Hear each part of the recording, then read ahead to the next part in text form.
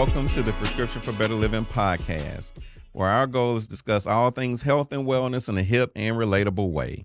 I'm Dr. Hernando Carter, board-certified internal medicine physician, your primary care extraordinaire.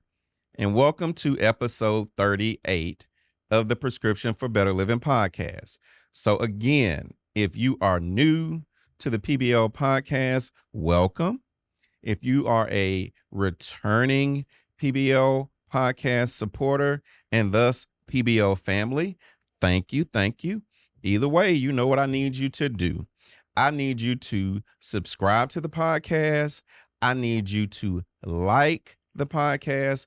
I need you to comment. I need you to rate it. Give us 5 stars. If you're listening to us on Apple Podcasts, Spotify, Podbean, we're on all those platforms for your audio listening needs. Need you to go ahead and rate us there. Give us all 5s. And if you can't give us 5s, just hit me back channel and let me know what I can do better. I need you to share it.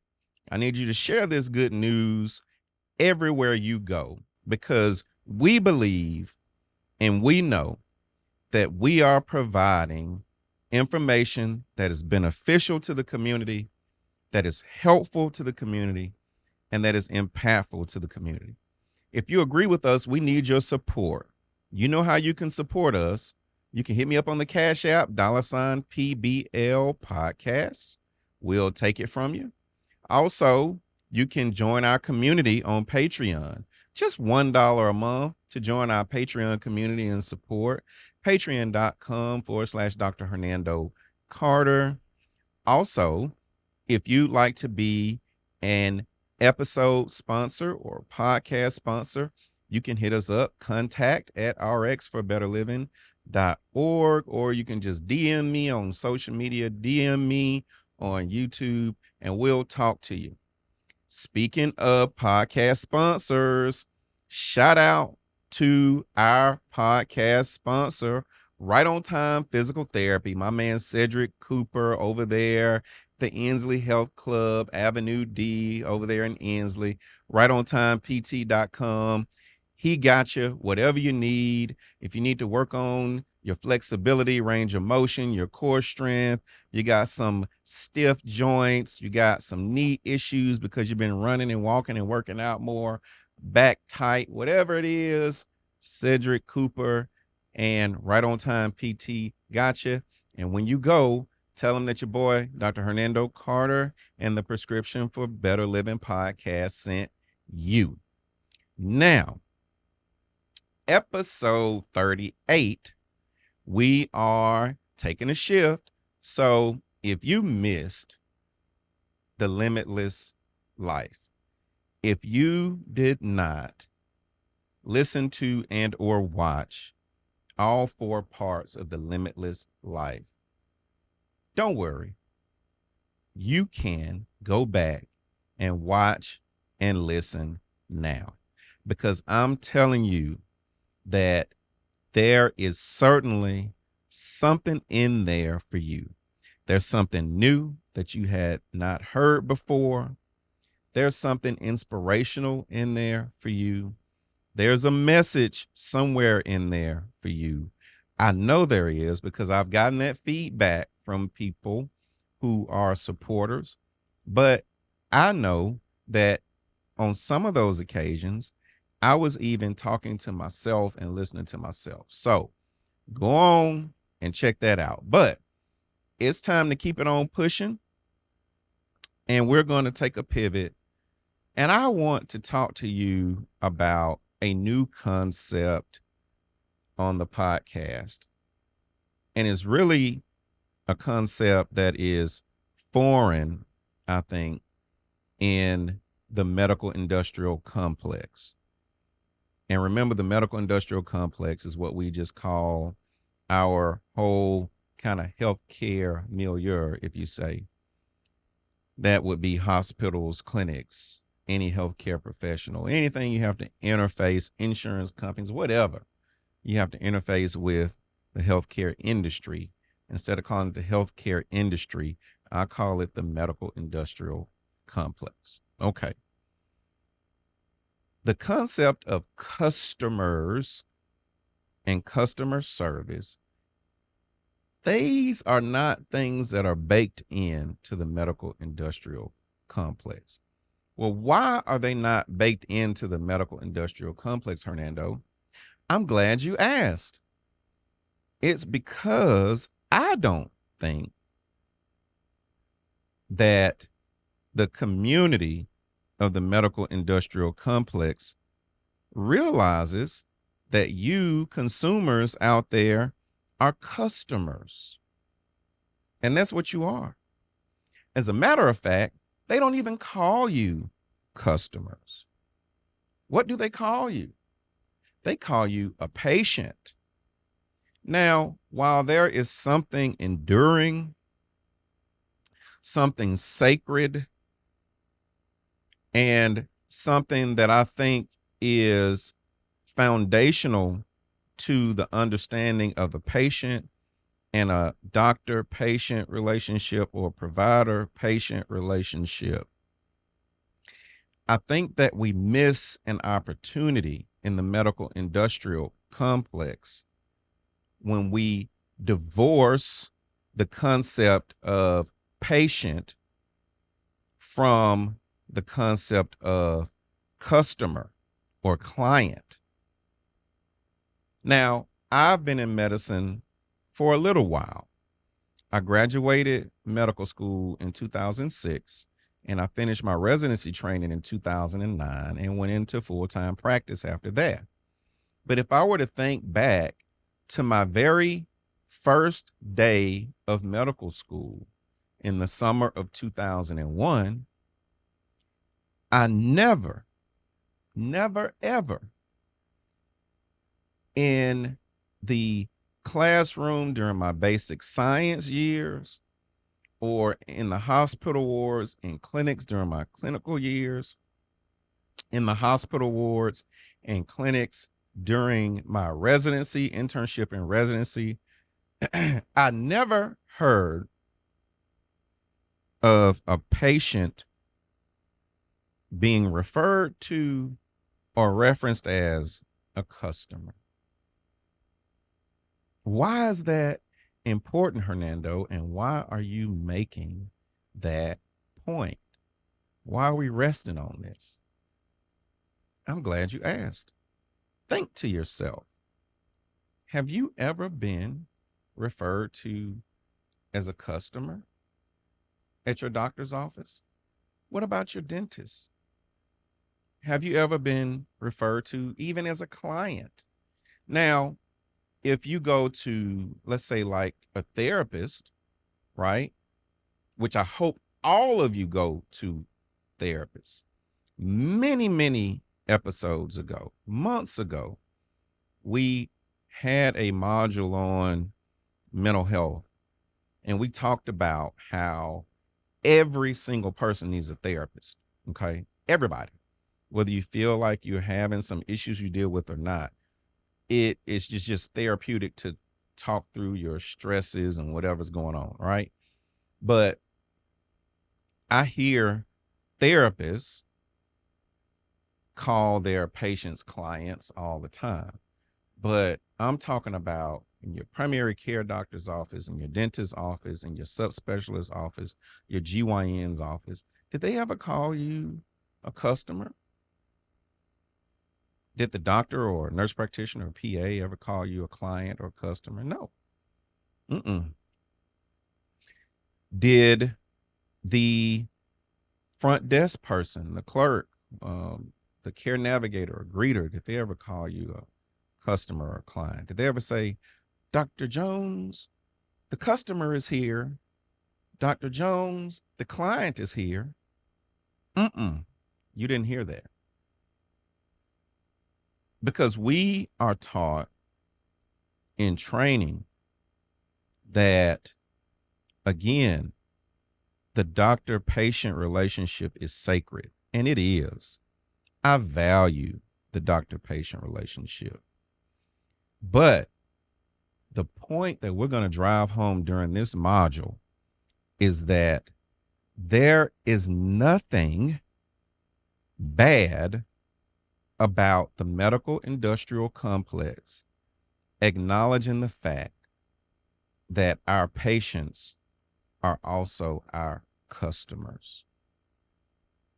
There is nothing sacrilegious about me saying that, y'all. It's not medical blasphemy for me to say that my patients are also customers. Well, why do you say that, Hernando? It's because if you think about, in the truest sense of the word customer, what that means, that's what our patients are. They are coming to us for a service or a product, and in exchange, we are receiving compensation. Now, that compensation may come in many different forms. For some, it may come in the form of cash, whether it's a cash pay practice or it's your patients paying a copay, or it's the doctor's office or whatever the facility billing the insurance. There is an exchange of currency for service. And it is what it is. If you don't think I'm right, go into even your nearest emergency room. Now, we have something that's wonderful in this country called EMTALA. EMTALA, E-M-TALA, right? And EMTALA says that if someone comes to the emergency room with a certified medical emergency, you have to take care of them regardless of their ability to pay. That's EMTALA, which means that if you don't have insurance and you're broke, meaning that, and I'm not trying to use it as a negative connotation, but you don't have any money in your pocket to put on the bill, they still have to take care of you. It's called EMTALA, and it's a wonderful thing. But you go and you get all that uncompensated care. Is it free? Oh, no, no, no. You're going to get a bill. Yes, you will. And you better pay on that bill, because if they got your cell phone, hey, Gary, man, I have insurance, Gary. Now, I got 2 insurances, okay? But if I go to an emergency room or to an urgent care or clinic, and let's say they forget to charge me the copay or deductible, and let's say I get that, let's say I don't get the bill. Let's say I didn't know, Oh, they're going to turn that thing over to collections. And the collections going to let you know. They're going to mail you, email you, text message you, smoke signal you, whatever. So you might not have paid at that time, but you going to pay. So there is an exchange of currency for services. So I don't think, demeaning the practice of medicine by acknowledging this fact. I mean, we all went to medical school to help people, so they say. But we ain't doing it for free. And then guess what? All these years of education in school weren't free. Cost a whole lot of money to become a doctor. And not only is it very expensive to go to medical school, I'm not even talking about college. People leave medical school, not counting the expense of college, with $160,000, $250,000, $300,000 worth of debt. And as soon as you finish medical school, they want to start collecting. but they're nice. You know, they'll let you get what they call it, a forbearance. They'll let you get a forbearance and hold off until you finish residency. But as soon as you sign that contract, here they come. They want their money like clockwork. So doctors, nurse practitioners, physician assistants pay a lot of money for their education. And so they have to be reimbursed for their work so they can pay back all the debt that they went into to become that professional. But then also, the market sets the prices, right, for expertise, and you want to pay people what they're worth.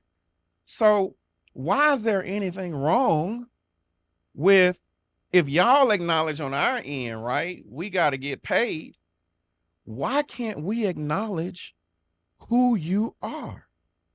You're a customer. Where are you going with this, Hernando? I'm glad you asked. The name of this module is My Pleasure. My Pleasure. Where have you heard that before? Now, I'm a son of the South. And if you were anywhere in the South, Southeast for sure, Alabama, Georgia, Florida, Tennessee, Texas, Kentucky, there's this heavenly place. It's heavenly. And they serve this delicious, delectable, heavenly tasting chicken. I love it, Gary. When I was a little boy and we used to go to this place, if you're from Birmingham, you know about Eastwood Mall. Eastwood Mall had, I think, like the first of this restaurant in this food court. And my mama loved to shop. She would take me. We would leave. I hated it. We would leave my friends. We playing outside on a Saturday, and we'd hop from mall to mall. But one of the last malls we'd go to was Eastwood Mall, and they had this place. And I would get me a 6-piece chicken nugget, Gary. And I would get a vanilla milkshake. And I would take the chicken nugget, Gary, and dip the chicken nugget into the vanilla shake like it was a dipping sauce, like it was ranch or honey mustard. Oh, heavenly, good. You know how heavenly this place is, Gary? This place ain't even open on Sundays. You can get the craving and get the hungry, and you want to go, and you think, I'm gonna run right over here to this heavenly chicken place. And you say, uh-oh, it's Sunday. What am I gonna do? Yeah, we got to wait till Monday, boy. You know what I'm talking about, Gary. But one thing I noticed about this heavenly place is that no matter what state I go to, no matter what city, no matter what side of town, it doesn't matter. Whether I go inside the restaurant or if I'm in the drive-thru, when they take my order, they smile. They're always polite. And 9.5 times out of 10, if I order a milkshake, I'm going to get a John Brown milkshake, and they ain't going to say, ice machine broke. Ice cream machine ain't working. No.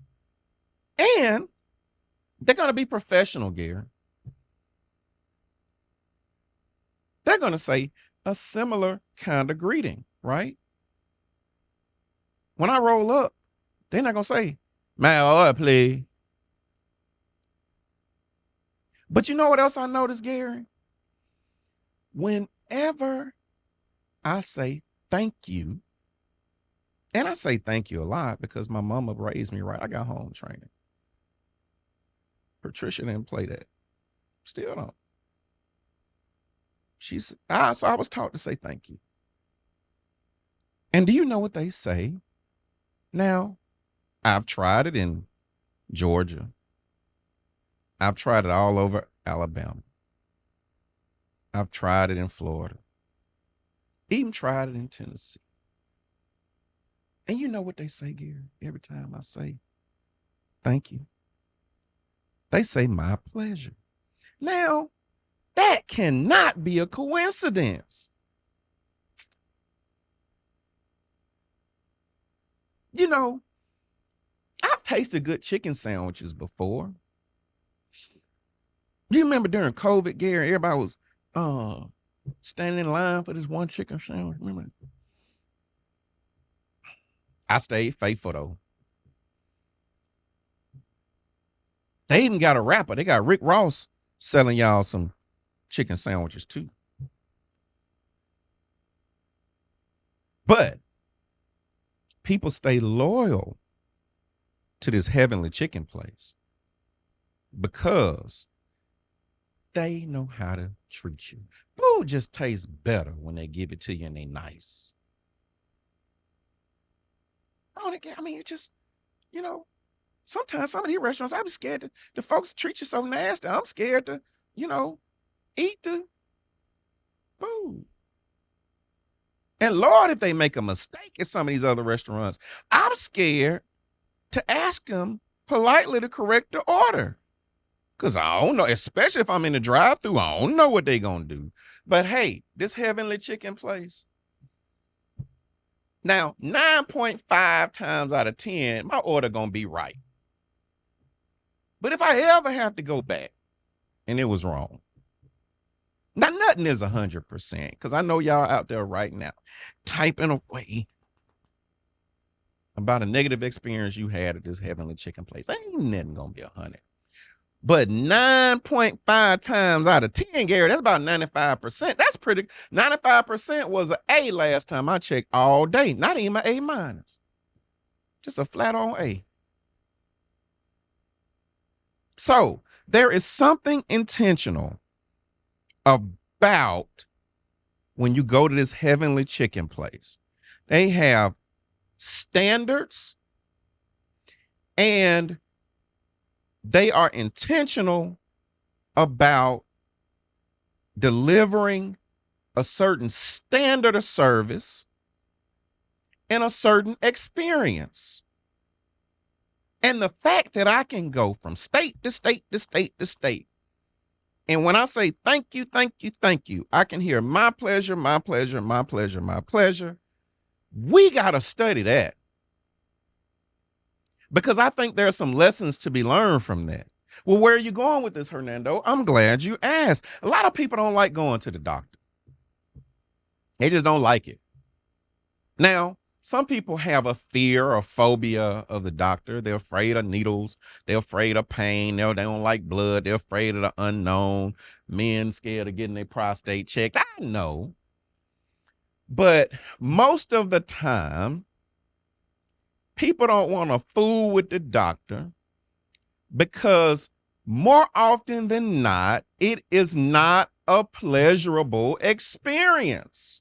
So let's state the problem. It's unpleasant.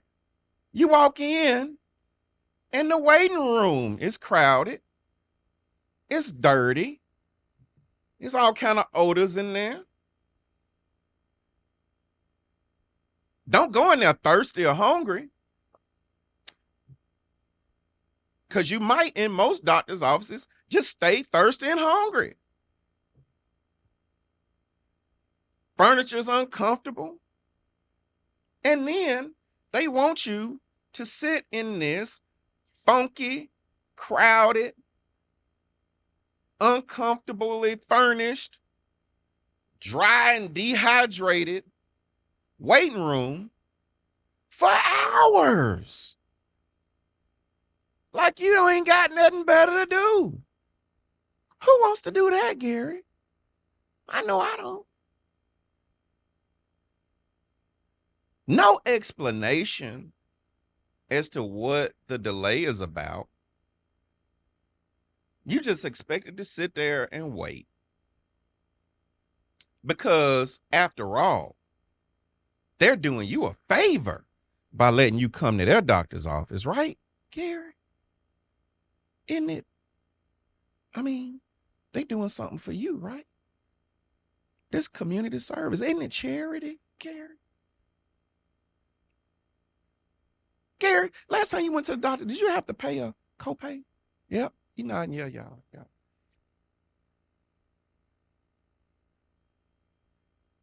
Inconvenient. Oh Lord, let's get on, because convenience has more to do with just waiting. You ever notice how it seems like when they design the doctor's office, they really ain't have the patients in mind. Oh, it's hard to get in and out the building. Most times you gotta pay to park in a crowded, packed out parking deck. Long way to walk. No matter your ability, no matter whether you use a cane or walker or a wheelchair, no matter how old you are, none of that, whatever chronic conditions you have, doesn't matter. A lot of times you got to battle traffic. I mean, all kinds of things go into this. And then let's talk about the experience. What kind of experience do you have when you go? Like when I talk about experience, right? I like going places where they make me feel welcome. Lord, I definitely like going places where they know my name and they smile and come, hello, Dr. Carter. Or if they say Hernando, hell, I don't care. This doctor just a title. It's what I do. It ain't who I am. I'm Hernando. Hey, Hernando. Oh, just make me feel warm and fuzzy and smile and greet me. Make me feel like you glad I came because I didn't have to come that day. Experience. So you've waited all this time in the waiting room. And then you go back. Finally, the moment of truth has arrived. They call your name and you get to go back to the back. And you're going to see the doctor when you get back there, right, Gary? Oh, no, you're not. You get to go sit in another uncomfortable room with even more uncomfortable furniture that was less comfortable than the funky, uncomfortable furniture that you left in the lobby. And then now I got to sit back there and I got to hear everybody's conversation. I got to hear all the tea in Birmingham. I hear footsteps going up and down the hallway. Is that me? Is that me? Is that me? So I'm sitting in there another hour, Gary. So I'm 4 hours up in here. I swear, I done pulled a half a shift up in here now. And then the doctor comes in, and he's happy to see me, right? She's got a smile on her face, right? Oh, no. They stressed, looking disheveled. They distracted. Hopefully they sit down. They might not even sit down. Hopefully they look you in the face. Maybe not. They looking at the laptop. Distracted. EMR. Typing away. And you got a list of problems because you've been waiting to talk to your doctor. And you thought you booked a 30-minute appointment, right? Now you've been there 4 hours and you thought you booked a 30-minute. And then after about 10 minutes, the doctor say, well, see you next time. Out the door. Ain't nobody got time for that.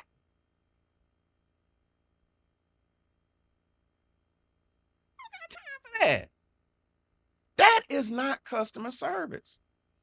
And it's not by happenstance that while I'm describing this, over 80% of you are screaming at your phone, at your radio, at the television, agreeing with me.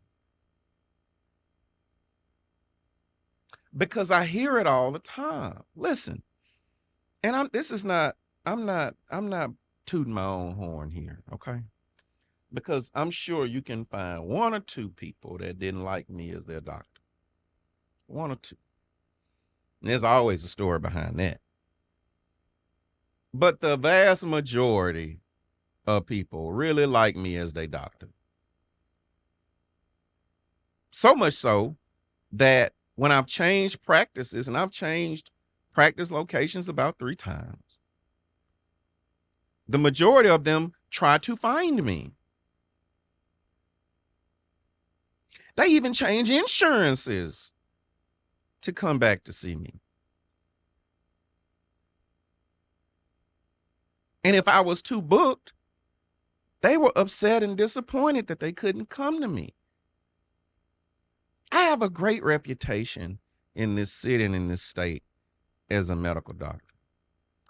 And it's not because I was at the top of my medical school class. And it's not because I'm the smartest person in the room, although I think I'm pretty smart. You know why? It's because of my bedside manner. That's why.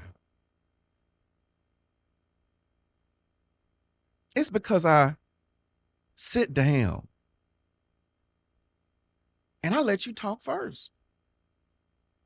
I start with open-ended questions. Like, how you doing today? What's going on? What brings you in? What's on your mind? Anything you'd like to address today? Before I launch into my questions of you. And not only do I ask, but I listen at what you tell me. I ask follow-up and clarifying questions, not because I'm checking off a list. Oh, no, but it's just because I think it's important. Because I recognize that you came to the office with your own agenda.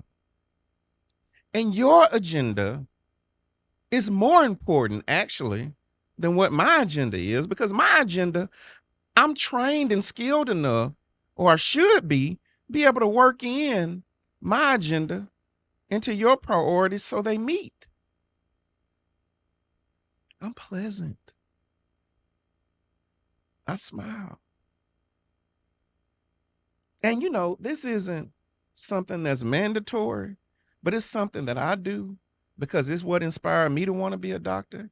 Heck, I even give my patients candy at the end of the visit. Sugar-free lollipop.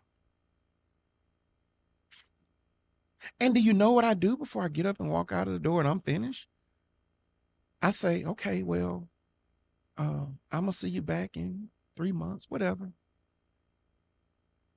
Is there anything else that you wanted to talk about? Did we cover everything? You got any other questions for me? Whoa! Think I hung the moon. But I realize that I'm delivering an experience. And guess what? The more pleasant your experience is with me,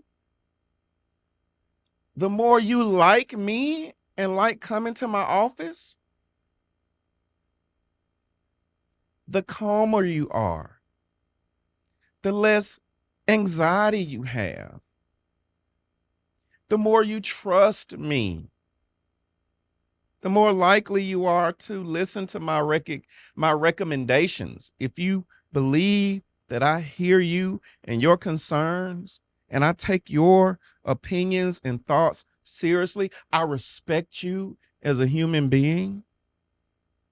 That is why, if you remember many episodes ago when we were talking about the importance of diversity in medicine, we talked about how there were studies done that showed that when Black people were matched with a Black provider, more specifically, when a Black male was matched with another Black male provider, their outcomes were better. And some of it has to do with the fact that there was better communication, there was more trust.